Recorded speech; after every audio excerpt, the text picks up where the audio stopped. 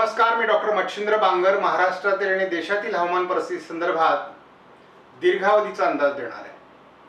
महाराष्ट्रामध्ये परिस्थिती बदललेली आहे आणि आपण बघितलंय की काही जिल्ह्यांमध्ये आपण अंदाज देणं टाळलेलं आहे आणि टाळल्यामुळे शेतकऱ्यांची गैरसोय झाली। अतिशय नाराजीचे सूर मी शेतकऱ्यांमध्ये बघतोय।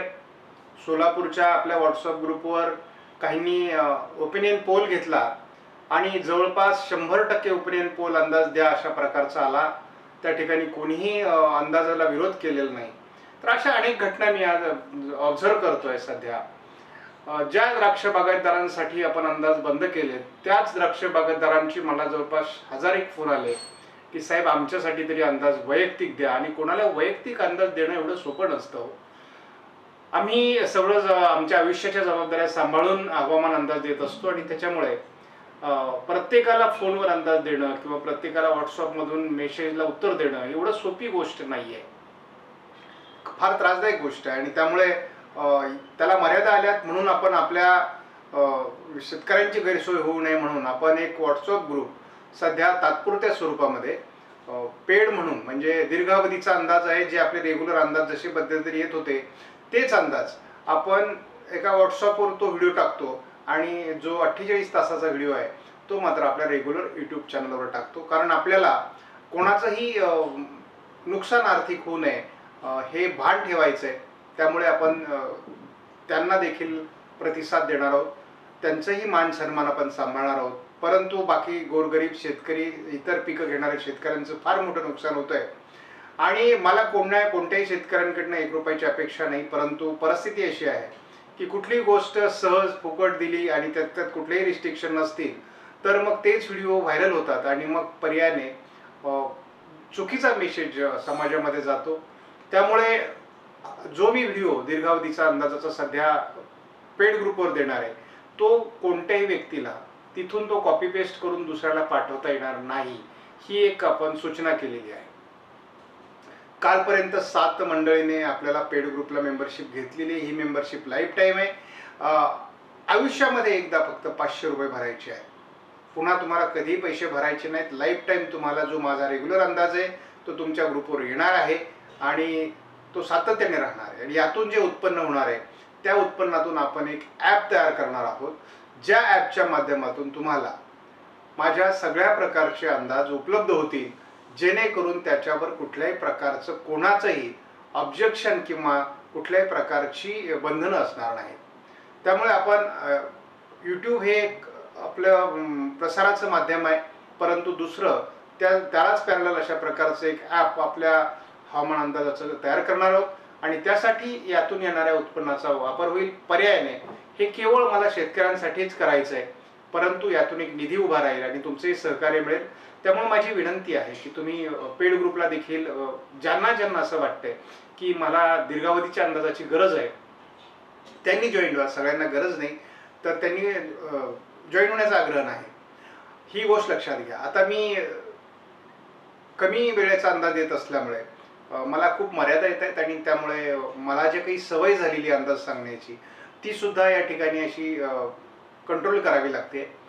आता आपण बघतो की एप्रिल महिना समोर आहे, त्यानंतर मे महिना आहे। तर आपल्याला एप्रिलच्या तुलनेत मे मध्ये जास्त पाऊस मान्सून पूर्व होणार आहे आणि त्यामुळे कोणतीही मे मध्ये पिकं आपल्याकडे काढणीसाठी असणार नाहीत, याची सगळ्यांनी खबरदारी घ्या।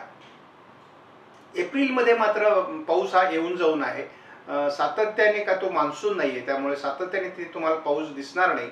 परंतु 4-5 दिवसाचा 8 दिवसाचा गॅप घेऊन एप्रिलमध्ये सुद्धा पाऊस पडणार आहे आणि या पावसाचा प्रभाव हा खास करून 11 तारखेनंतर साधारण दक्षिणी जिल्ह्यांमध्ये म्हणजे अगदी पूर्व विदर्भापासून तर दक्षिण मराठवाडा, पश्चिम महाराष्ट्र आणि दक्षिण कोकण या विभागावर तो जोर जाणार। याचं मुख्य कारण असं आहे की बंगालच्या उपसागराच्या किनारपट्टी भागामध्ये समुद्राचं तापमान वाढतंय आणि या ठिकाणी उष्ण वारे तयार होऊन या ठिकाणी बाष्पयुक्त वाऱ्यांचा प्रभाव निर्माण होणार आहे आणि हे वारे ईस्टर्ली म्हणजे पूर्वेकडून भारताच्या भूभागावर सरकणार आहेत आणि जवळपास ते महाराष्ट्राच्या काही भागामध्ये अगदी मध्य महाराष्ट्रापर्यंत पोहोचणार आहेत आणि त्यामुळे 11 तारखेनंतर एप्रिलच्या वातावरणात मोठा बदल आपल्याला बघायला मिळेल, जो आता सध्या वेस्टर्ली वारे आहेत, म्हणजे पश्चिमेकडून येणारे वारे आहेत, आणि या वाऱ्यांना ईस्टर्ली वारे महाराष्ट्रामध्ये येऊन मिळणार आहे.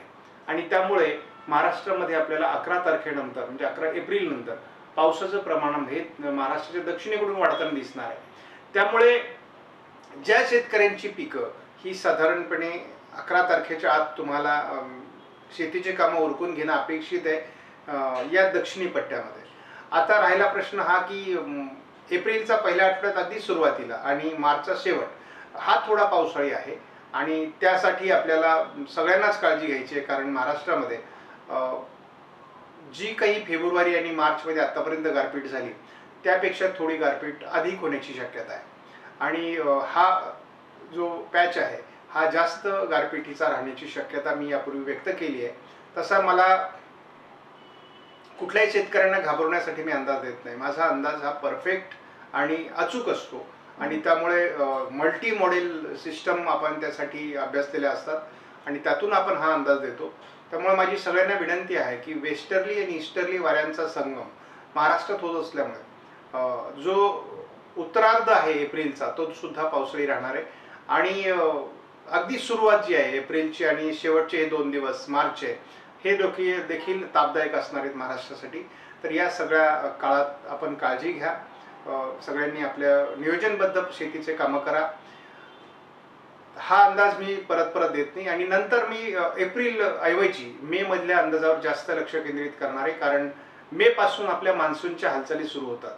साधारणपणे 15 मे पासूनच किंवा अगदी 1-2 मे पासूनच मान्सूनच्या हालचाली सुरू होतील आणि त्या संदर्भातले अंदाज आपले येत राहणार आहेत. त्यानंतर आपल्याला यावर्षी देखील एल्निनोचं संकट असल्यामुळे दुष्काळी परिस्थिती निर्माण होईल की ही जी सगळ्यांची शंका आहे. तर मी यापूर्वीच सांगितलेलं आहे की महाराष्ट्रासाठी दुष्काळ नाही आहे, परंतु तरी देखील पिकांपुरता पाऊस होणार आहे. पाणीसाठे हे 100% भरणार नाही, त्यांच्यामध्ये जवळ 10-20% घट राहणार आहे. आणि त्यामुळे पाणी अगदी नियोजनबद्ध वापरलं पाहिजे. त्यानंतर आपल्याला चारा देखील जनावरांना तयार करून ठेवला पाहिजे, कारण काही विभागामध्ये पावसाची तूट निर्माण होणार आहे आणि ते विभाग अजून अनिश्चित आहेत. कारण निश्चित कुठल्या विभागात तो तयार होईल हे सांगणं एवढ्या लवकर आपल्याला शक्य नसतं. आता साधारणपणे 20 दिवसामध्ये म्हणजे 15 ते 20 दिवसामध्ये आपल्याला एक 14-15 तारखेच्या दरम्यान IMDचा आणि त्याच दरम्यानच्या मागे पुढे स्कायमेटचा देखील पुढील वर्षाचा दीर्घावधीचा किंवा आपण ज्याला म्हणतो की मान्सूनचा अंदाज येणार आहे. आणि त्या अंदाजाचं परीक्षण सुद्धा आपण त्याच काळात करणार आहोत. त्यानंतर आपण 1 मेला आपला अंदाज जो आपण 26 जानेवारीला दिलेला आहे त्यामध्ये आपण अपडेट करत असतो, कारण आपल्याला बऱ्याच घटकांमध्ये जो बदल झाला आहे त्यामुळे नेमकी हवामानात आता आणखी मान्सूनवर काय परिणाम होईल त्या संदर्भातले अंदाज आपले बदलतात. कधी बदलतात कधी बदलत देखील नाहीत, परंतु आपण तोही अंदाज अपडेट करणार आहोत. त्यामुळे मी शेतकऱ्यांना आता या ठिकाणी सूचित करू इच्छितो की शक्यतो शेतकऱ्यांनी आपल्याला 30, 31, 1 आणि 2 किंवा 3 तारखेपर्यंत थोडं सांभाळायचं आहे. आपल्या भागामध्ये ओढ्यावर माल ठेवू नका, भिजू देऊ नका, गारपीट होणार आहे. त्यामुळे त्या दृष्टीने काळजी घ्या. फळबागांवाल्यांनी सर्वांनीच काळजी घ्या, कारण काय होतं की आम्ही अंदाज दिले की बरेच लोक नाराज होतात, व्यापारी भाव पाडतात असं म्हणतात. परंतु आपण काल बघितलं सोलापूर जिल्ह्यात मोहोळमध्ये जे काही द्राक्षांचं मोठं नुकसान झालंय ते आम्हाला न बघवणारं आहे. जे अंदाज आम्हाला माहीत होते परंतु आम्ही देऊ शकलो नाही, कारण आम्हाला त्या ठिकाणी बंधनं घातली गेली आहेत. आणि त्यामुळे शेतकरी स्वतः अनुभवतोय. तर असू द्या, ज्यांना तरी देखील हवामान अंदाज हवे आहेत त्यांना मी पेड ग्रुपवर हवामान अंदाज देतोय. मी फ्रीली अंदाज सध्या तरी देऊ शकत नाही, कारण माझा कुठलाही व्हिडिओ चुकीच्या पद्धतीने बाहेर स्प्रेड होऊ नये याची देखील मला काळजी घ्यायची आहे. आणि मी माझा यूट्यूब चॅनलवरचा अंदाज कंटिन्यू ठेवलेला आहे, परंतु तो अतिशय मर्यादित केलेला आहे. दीर्घावधीचा अंदाज मी तिथे देत नाही, अतिशय शॉर्ट पिरियडचा अंदाज देतो. शिवाय मी काही जिल्ह्यांना देखील रिस्ट्रिक्ट केलेला आहे, परंतु त्या जिल्ह्यात मला जर काही अंदाज देणं आवश्यक वाटलं तर मी त्याही ठिकाणी अंदाज देतोय. मात्र मी माझ्या पेड ग्रुपवर त्या जिल्ह्यांचे खुले अंदाज आपले चालू आहेत.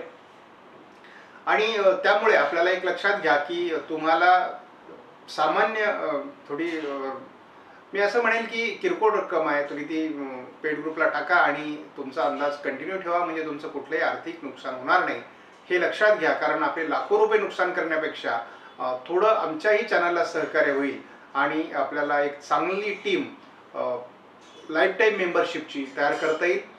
मी सगळ्यांना विनंती करतो, यूट्यूबचं मेंबरशिप मी कधीही आग्रह करत नाही, कारण त्या ठिकाणी तुम्हाला 150-200 रुपये हे महिन्याला भरत बसावं लागतं आणि त्याची मोठी अमाऊंट ती तयार होते आणि मला अशा प्रकारे शेतकऱ्यांकडून पैसे घेऊन अंदाज द्यायचा नाही आहे.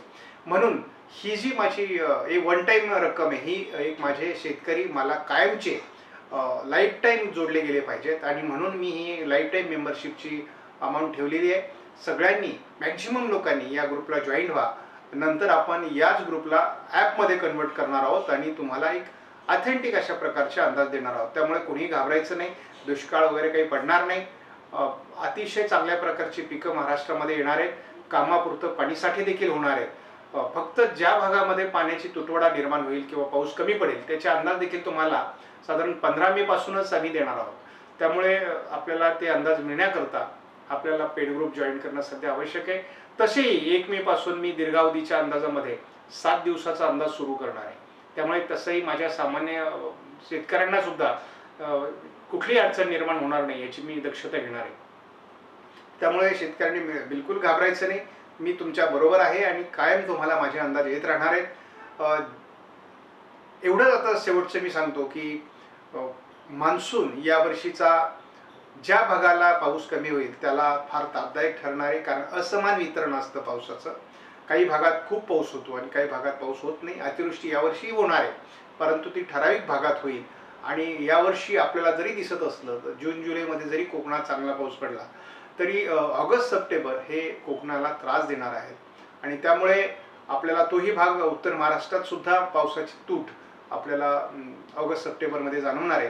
तर या सगळ्या गोष्टी आपल्याला बघायच्यात, कारण आपण त्याचा विचार 1 मेला करू. त्यामुळे मी तुम्हाला पुन्हा एकदा सांगतो की आपण पेड मेंबरशिपला या, लाईफ टाईम मेंबरशिप घ्या. एक टाईम तुम्हाला रक्कम भरायची आहे आणि त्यातून आपल्याला आपल्या स्वतःचं ॲप तयार करता आलं तर आपल्याला एक समृद्ध अशा प्रकारची कोणाचीही कोणत्याही म्हणजे, कारण माझ्या खास लोकांसाठी मी तो अंदाज देत असल्यामुळे मला कोणी तिथे बंधनं घालू शकणार नाही आणि मला बिनधास्तपणे तुम्हाला अंदाज देता येईल. धन्यवाद. जय हिंद, जय महाराष्ट्र, जय बळीराजा.